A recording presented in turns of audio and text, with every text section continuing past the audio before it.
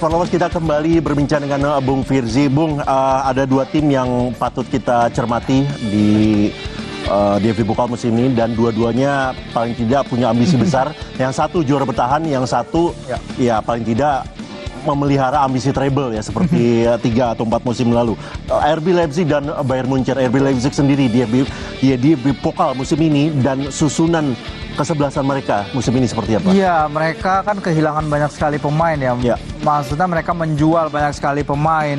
Josko Gvardiol 90 juta mereka dijual ke Manchester City. Bahkan tadi dia sudah melakukan debutnya bagi Man City, karena Man City main hari ini juga melawan Burnley. Dia masuk 10 menit terakhir. Alex Sorloth di depan 10 juta euros, dan banyak sekali Dominik Szoboszlai terutama 70 juta euro. Christopher Nkunku yang pergi ke Chelsea tapi kemudian cedera ketika bermain melawan Borussia Dortmund, uniknya ya, lawan dari Bundesliga. Jadi memang banyak sekali changes di dalam tim. Kalau kita lihat yang pemain yang datang emang kebanyakan dari klub feedernya ya, Salzburg, ada Nicolas Seiwald, ada pemain Austria lain, Christoph Baumgartner, Fabio Carvalho menariknya datang dari Liverpool. Jadi memang ini adalah musim transisi juga bagi Leipzig. Jadi apakah kontinuitas itu bisa dipertahankan, itu yang akan kita lihat. Tapi akhirnya Benjamin Sesko yang udah lama digadang-gadang akan jadi the next big thing in Europe, dia akhirnya menemukan panggung lebih tinggi lagi, sama kayak Erling Haaland dulu ya. Jalurnya Salzburg, Leipzig, dan mungkin nanti ke klub-klub lebih besar. Jadi banyak dapat perhatian juga dari media-media Eropa, sehingga ya kita akan lihat nih musim yang bagaimana yang akan mereka hadapi.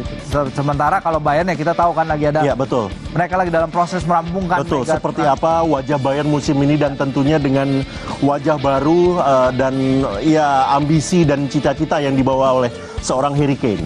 Seperti apa Bung Firzi? Negosiasi mereka ya setelah musim panas ini mengejar Harry Kane berbuah manis akhirnya.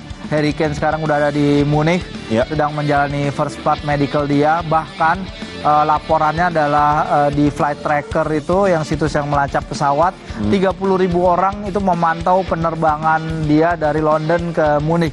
Jadi itu adalah pemantauan penerbangan tertinggi pada hari ini. Jadi membuktikan bahwa interest dari orang-orang di Bavaria, dari orang-orang di Jerman terhadap kehadiran Harry Kane sangatlah tinggi sekali. Dan dia sudah dibilang bahwa Harry akan memakai nomor punggung 9, akan meneruskan legacy dari Munchen yang berisi top striker dari masa ke masa ya, mulai dari Gerd Müller, Jurgen Klinsmann, you name it, ada banyak sekali nama-nama luar biasa, hingga terakhir Robert Lewandowski.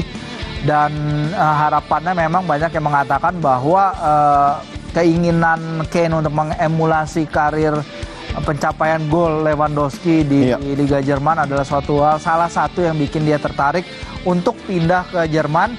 Begitu pula dengan chance untuk menjadi penantang serius Liga Champions dari tahun ke tahun. Karena kalau kita bicara Bayern, mereka harapannya adalah mungkin mencapai top 4, mencapai 4 besar semifinal di Liga Champions. Berbeda kalau kita bicara Tottenham, mungkin lolos dari grup pun mungkin sudah bagus bagi mereka. Jadi different pressure. Betul, seorang Englishman in Munich, paling tidak ya kita bisa sebut demikian kan. Trofi yang diharapkan oleh seorang Bayern ya, raksasa Jerman, ataupun bahkan mungkin trofi DFB Pokal yang sudah 2 musim hilang dari lemari mereka. Anda melihatnya seperti apa? Ya, bahkan mereka itu seharusnya ya, kalau saya bilang seharusnya mereka kehilangan juga gelar Bundesliga. Jadi 11 gelar beruntun itu hampir putus sebenarnya di 10. Karena kita tahu Borussia Dortmund mereka mega keselip pada pertandingan terakhir, di mana mereka seharusnya menang di kandang di depan pendukung mereka sendiri, tapi nyatanya mereka malah kepleset. Dan Bayern akhirnya memenangkan gelar.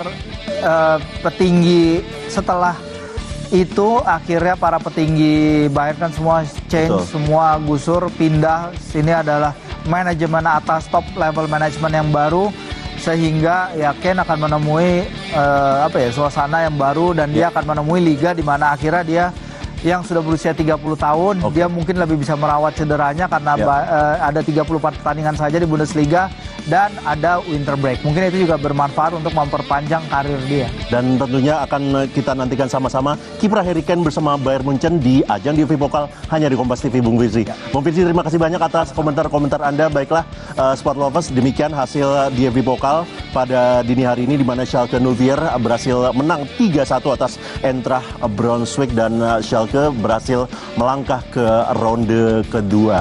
Dan baiklah, atas nama tim produksi serta kru yang bertugas pada dini hari ini, saya Andi Reza dan juga Bung Firzi Idris mengucapkan terima kasih banyak atas perhatian Anda. Sampai jumpa dan salam Kompas Sport.